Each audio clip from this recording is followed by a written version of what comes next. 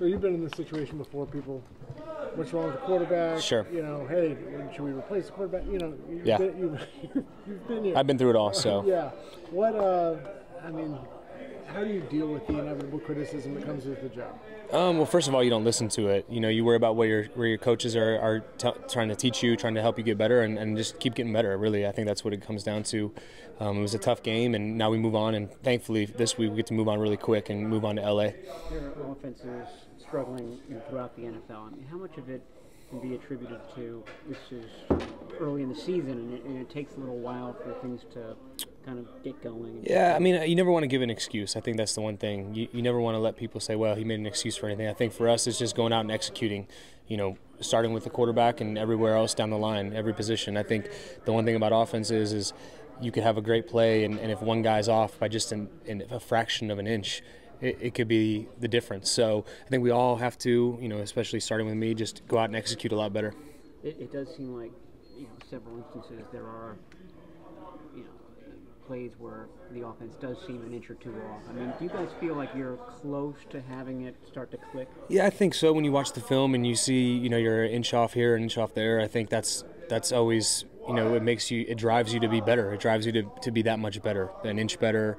You know, one play better. You know, one play can change a game, and I think that's what has really driven us. And like I said, luckily for us this week, coming off of a poor performance, we can get back out there really quick. Do you feel is there enough carryover from week to week in your game plan that makes, you know, you talk about coming back on a short week and you're looking forward, hopeful or, you know, grateful that this short week doesn't make it less of a transition week to week? I think it depends on the defense you're going against. I think if you're going against a similar defense week to week, you know, from one week to the next, then maybe you keep some stuff in that maybe you didn't get called. If you're going against a complete different defense, you have to change your stuff up. So, you know, going against Seattle last week, they're a heavy zone team, and this week we're playing, you know, what we would anticipate being more of a man team. So you have to switch some things up. But I think on a short week, you know, Kyle has experience with it, you know, getting a plan that we're going to feel comfortable with, knowing that we really only have today and the rest of tomorrow to really, you know, put it in and walk through it and get out there and play on Thursday night. So the fact is that you like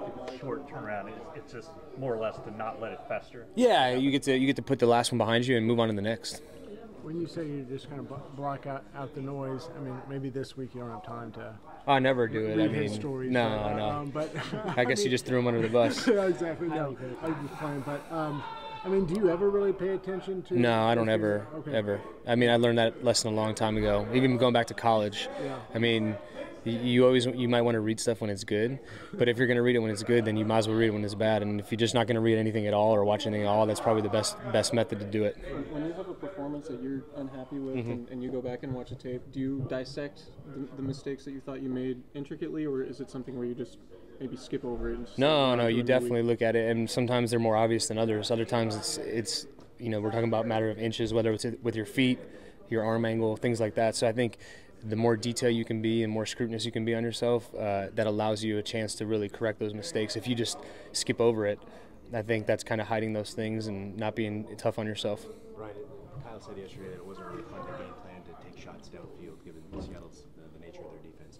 Do you anticipate that changing this week to try to, you know, extend the defense there? Well, I'm not going to get into our game plan. I don't want to give anything away. I think there's always plays like that in the offense. It's just a matter of, you know, this week being a short week, can we get those in? Can we, you know, we're not going to get a chance to get a lot of live reps because guys are still recovering. So getting deep ball reps in the game, you know, it's a week-to-week basis. So, you know, we'll see what it is. And sometimes you have them in the play calls, but you never get the right defense to run them against. Kind of what we talked about in the preseason. You guys were asking, you know, where are all the deep balls, and we had them. We just didn't have the right looks to throw them. So it's always a combination of having the right play called against the right defense when it comes to that. How hard is it to execute and be successful when the looks are dictating that you have to really throw short almost every time? Well, I think you just got to get completions and move the chains. I think that's the one thing we got to do as an entire offense is stay on the field longer. You know, our defense is doing a great job. Keep them off the field, keep them fresh. And for us, it would be great just to go out and sustain a drive. And I think, you know, we take it one play at a time, and we'll be able to do that. What have you seen from the Rams defense, especially with Aaron Donald now back? Yeah, you saw him back last week, and obviously he's one of the best, you know, 3 techniques there are in the league. So you can see him making some plays in there. And I think overall just an athletic team who's playing a good scheme. Wade Phillips always has a really well coached scheme and lets those guys fly around and make plays. So I think you can see that on film. And in that first game, I mean, they got up real quick and got some turnovers and things like that. So they're definitely a talented and physical, speedy defense. One of the more aggressive teams you'll see, you think? I don't know. Carolina was pretty aggressive, so they're definitely there. But I think they're well coached. Anytime a defense is led by Wade Phillips, that they're going to be really well coached. What was your assessment of Lakin Tomlinson in this first I thought he did a good job first game. I mean, really, he's only been in the system for a few weeks, really, and to step up especially against that team, I thought he played well.